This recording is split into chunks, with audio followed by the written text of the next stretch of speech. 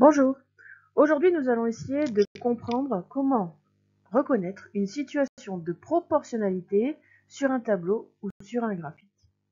On va déjà s'interroger, finalement, qu'est-ce que c'est qu'une situation de proportionnalité?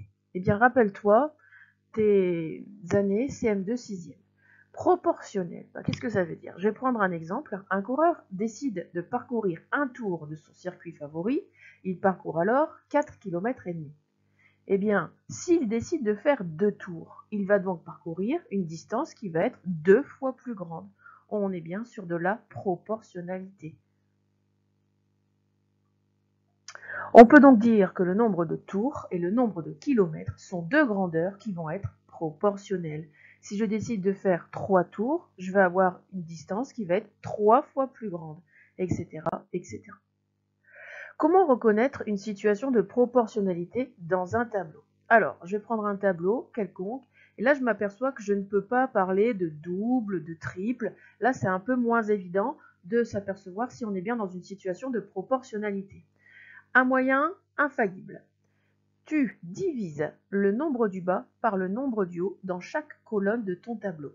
Si j'effectue 12 divisé par 5, je tombe sur 2,4. Si je fais la même chose pour 19,2 divisé par 8, je tombe sur 2,4.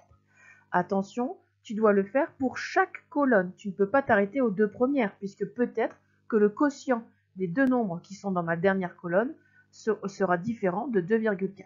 Donc, je le fais pour la troisième colonne, pour la quatrième colonne et pour la cinquième colonne. Et là, je m'aperçois que tous mes résultats sont égaux à 2,4. Autrement dit, je suis bien dans une situation de proportionnalité et du même coup, je vais pouvoir déterminer le coefficient de proportionnalité. C'est pour ça que je te conseille de diviser toujours le nombre du bas par le nombre du haut, ce qui te permet dans une situation de proportionnalité de dégager tout de suite le coefficient de proportionnalité. Un autre exemple, je vais de nouveau m'interroger et diviser le nombre du bas par le nombre du haut.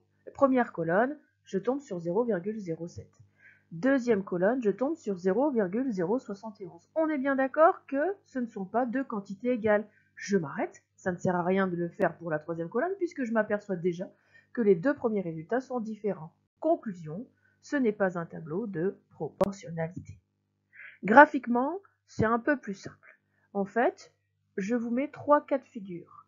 Et une situation de proportionnalité se traduit par des points alignés, donc celle-ci, je l'exclus, mais ils doivent être alignés avec l'origine du repère. L'origine du repère, c'est ce point-là.